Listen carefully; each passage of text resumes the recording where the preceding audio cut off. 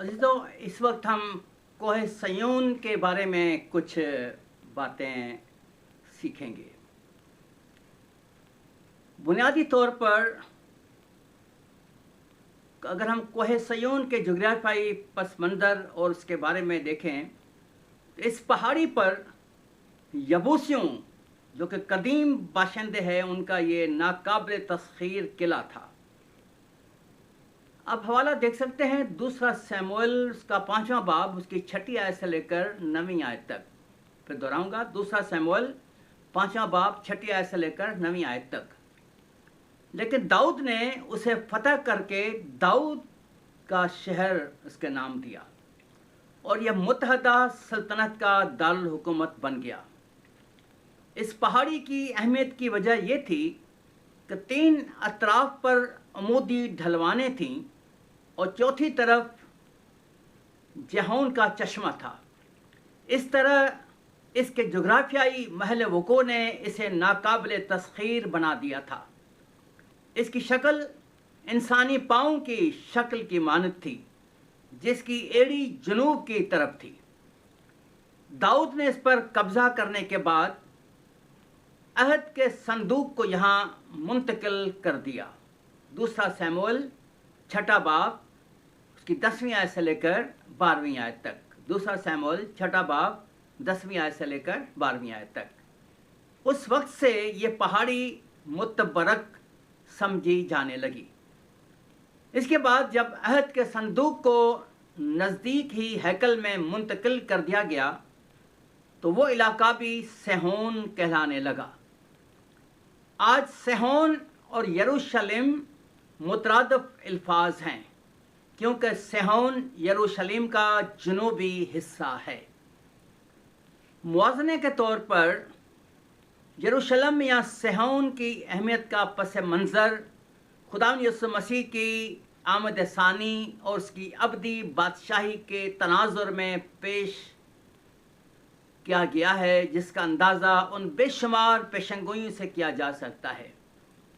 बहुत से हवालात हैं, हवाले जात हैं, मैं पढ़ता हूँ और मैं कोशिश करूँगा कि मैं लिख भी दूँ। यसाया दूसरा बाब उसकी पहली आयत से लेकर 7वीं आयत तक, यसाया चौथा बाब दूसरी आयत से लेकर 6ठी आयत तक, योएल तीसरा बाब 16वीं आयत से लेकर 21वीं आयत तक, ज़करिया दूसरा बाब 10वीं आयत से लेकर 11वीं आयत तक। जो ये हवाले जात अहद अतीक और अहद जदीद की जीनत हैं। सयून की हतमी हालत अबदी होगी जिसे आसमानी यरूशलेम या नए यरूशलेम का नाम दिया गया है। इस यरूशलेम का तफसीली बयान यूहन्ना आरफ के मुकाशफे के 21वें बाब में पाया जाता है, जिसका आगाज़ इस तरह से है। मुकाशफा 21वां बाब, फिर मैंने नए शहर यरूशलेम मुकद्दस यानी कि नए यरूशलेम को आसमान पर से खुदा के पास से उतरते देखा। इन सारी आयात और सारी बहस का नुक्ते उरूज हमारे सामने हैं। इन आयात का मरकज़ 24वीं आयत के अल्फाज हैं जो ईमानदारों को याद दिलाया गया है और लिखा है कि उनका फैसला कोई घाटे का सौदा नहीं। मुस्तकबिल में उनको जो बरक़ात, फ़वाइद और मराहत हासिल होंगी, यहूदियत में उनका तसव्वुर भी नहीं किया जा सकता। मुस्तकबिल की चंद बरक़ात और आसमानी यरूशलेम की जाहो जलाल की मंजर कशी इस तरह से की गई है। कलीसिया जिसमें यरूशलेम या कोह सयून की मुंतज़र है, वो आसमान से पौलुस रसूल बजा तौर पर से आलम बाला की यरूशलेम करार देता है। गलतियों चौथा बाब उसकी 26वीं आयत। और उस पर बादशाहों का बादशाह और खुदावंदों का खुदा हुक्मरान है और खुदा और बर्रे का तख्त इस शहर में होगा। ये वही यरूशलेम है जहाँ खुदावंद खुदा कादिर मुतलक और बर्रा उसका मुकद्दस हैं। इस शहर में फिर रात न होगी और वो चिराग और रोशन की रोशनी के मोहताज न होंगे। यसाया की किताब 24वां बाब उसकी 22वीं आयत आप ज़रूर पढ़ के देखें। इससे बढ़कर ये कि मुक़द्दसीन शाह अज़ीम के साथ मिलकर अब्दुल्लाबाद बादशाही करेंगे। इन्हीं वजूहात की बिना पर अब्राहम इस पायदार शहर का उम्मीदवार था। इब्रानियों 11वां बाब उसकी 10वीं आयत। एक और खूबी इस शहर की है कि लाखों फरिश्तगान, अल्फाज आता है। यूहन्ना आरिफ फरिश्तों के हुजूम के बारे में यहाँ बयान करता है, ताकि जब मैंने निगाह की तो इस तख्त के गिरदा गिर्द बहुत से फरिश्तों की आवाज़ से, जिनका शुमार लाखों और करोड़ों था। मुकाशफा 5वां बाब उसकी 11वीं आयत, दानियल 7वां बाब 10वीं आयत, लूका 2 बाब 13वीं आयत। किसी भी बादशाह के तख्त और दरबार की शान शौकत का अंदाज़ा बादशाह के मुलाजमीन, खादमों और हाजिर बाशियों की तादाद से होता है। मुसन्नफ़ इन्हें खिदमत गुजार रूहें करार देता है। इब्रानियों 1 बाब उसकी 14वीं आयत। जब मल्क सबा सुलेमान के दीदार के लिए आई तो जिन चीज़ों ने इसे मुतासर किया उनमें मुलाजमों की नशस्त और खादमों की हाजिरबाशी भी शामिल थी। 1 सलातीन 10वां बाब उसकी 3री और 4थी आयत।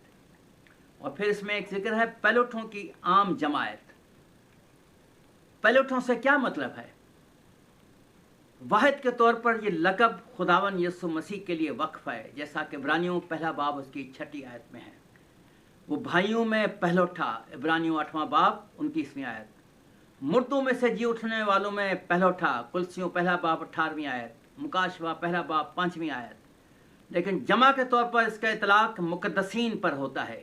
जिस तरह पहलोठे बेटे को यह खुसूसी इस्तेहकाक हासिल था कि बाप की मीरास के दूने हिस्से का हकदार हुआ करता था, इस्तिस्ना 21वां बाब 17वीं आयत, इसी तरह मुक़द्दसीन खुदा के वारिस और मसीह के हम मीरास हैं। रोमियो 8वां बाब उसकी 17वीं आयत। यसु मसीह के बारे में पहले ही जिक्र किया गया है इब्रानियों के ख़त के 1 बाब की 2री आयत में कि वो सब चीज़ों का वारिस है। आम जमायत यानी कलीसिया, बुनियादी तौर पर कलीसिया यूनानी लफ्ज़ इक्लेसिया से मुश्तक है, जिसका मतलब है बाज़ाब्ता मजलिस। और हम ये कह सकते हैं कि ये कलीसिया मुस्तकबिल के याद इस वादे से की गई है कि इसे आसमान पर इस कलीसिया की जमायत के नाम लिखे गए हैं। और मुसन्नफ़ खुदा के पास हम आए हैं। इंसाफ की अहम तरीन सफ़ात में से हम बात ये सीख सकते हैं कि हमारा मुनसिफ खुदा है। एक और बात जो इसमें अहम है वो कामिल किए गए रास्तबाजों की रूहें। एम्पलीफाइड बाइबल के मुताबिक इससे मुराद है निजात याफ्ता लोग जो आसमान में हैं। गालबन इशारा उन अहद अतीक के मुक़द्दसीन की तरफ से है जिनका जिक्र 11वें बाब में किया गया है। इस बयान में चूँकि उनकी रूहें कामिल की गई हैं, न कि उनके बदन, लिहाजा ये नतीजा अखज़ किया जा सकता है कि ये उन मुक़द्दसीन का जिक्र है जो सलीब के वक़ूअ से पेशतर हो गुज़रे हैं और हमारे साथ वो भी आने वाली क़यामत के मुंतज़र हैं। लेकिन मसीह की बादशाही के क़याम पर उन मुक़द्दसीन की रूहों में कलीसिया के अराकीन और गैर मसीहों में से आने वाली भेड़ें भी शामिल होंगी।